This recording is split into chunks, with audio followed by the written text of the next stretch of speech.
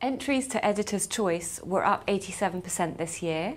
They were predominantly British in contrast to last year where we saw a lot of international entries. There are 4 categories to Editor's Choice. 4 things we look for. The first one is visual impact. So we're looking for a show-stopping piece that will really catch editors' attention.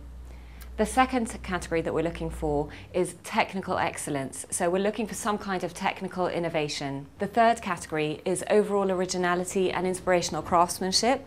And that's where we're looking for the individualistic style and really something that shows the talents of the designer.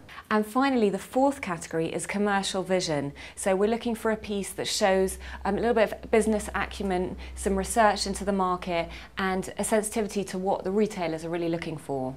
This year's Editor's Choice winners span a really wide range. So the most fabulous jewellery is not always just about being pretty.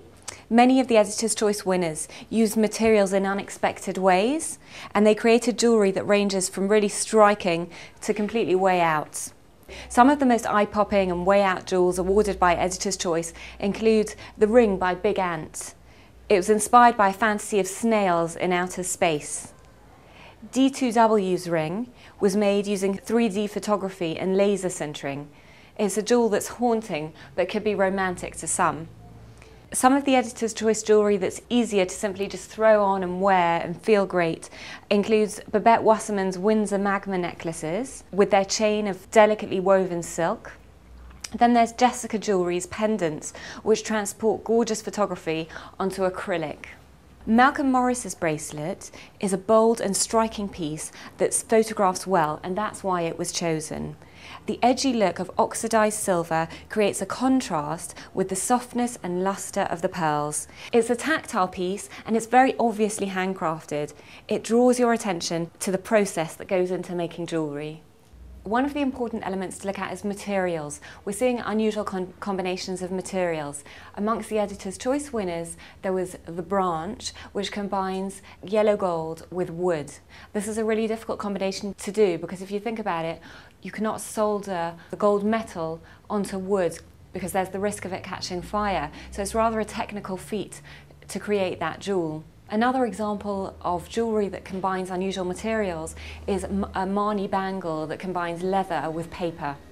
We're also seeing many multi-strand, huge statement necklaces, sometimes referred to as bibs. Sometimes you look in a magazine and you can't see where the dress ends and the jewel begins, or the jewel begins and the dress ends, because there's this kind of confusion because it's such a statement piece. One of the inspirations that I'm finding at the moment is the lady called Mary Portas. She's the TV presenter on the show Mary Queen of Shops. She's just extremely bold in her choice of jewellery. Every outfit she wears looks completely beautifully curated and making a massive statement and beautifully designed pieces. She chooses extremely chunky and well-designed jewellery.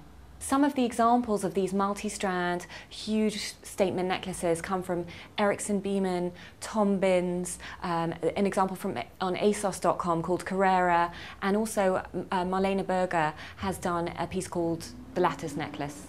When it comes to the high street, Signet, the group which owns H. Samuel and Ernest Jones, that's 600 retail shops in the UK, have found a few key trends emerging. And one of the things that they've been saying is that charms are still enormous for them, and that men are 60% of their customer base, and men are coming in and asking for advice from the salespeople about what to buy as gifts, and again they are buying charms, and sometimes when they're given advice about these charms and the options that are available, they'll buy a few at a time to sort of cover them for the several occasions that are going to come up in the coming months. There's also an increased interest in rose gold. This is something we've been seeing at the high end of the jewellery world for a few years now, but it's now penetrating into the high street. H. Samuel have been finding that crosses are a big trend for them at the moment, cross pendants, and this possibly could be to do with the vampire trend with the film Twilight and the TV show True Blood. Britain's got a great tradition of craftsmanship. When it comes to goldsmiths and silversmiths, this is something that's often passed down through the generations, through families. And in recent years, as we've seen the rise of China, British manufacturing has suffered terribly. But I do think that now, in some ways, we're seeing British craft and artisan work really shining now. So, for example, particularly in the world of contemporary silver, we're seeing that silver seen as art. Britain is also a big creative hub. It's home to world-class design schools like the Royal College of Art and Central St Martin's and Edinburgh College of Art. And meanwhile, London is home to world-class museums that take design and fashion really seriously, like the Victoria and Albert Museum and the Design Museum. IJL is important simply because it's the only event in the UK dedicated exclusively to jewellery. IJL is always an important place to come to for meeting contacts and getting new ideas. In particular this year, IJL is welcoming over 100 new designers who've actually never exhibited at IJL before. So I think it's a great time for welcoming fresh talent.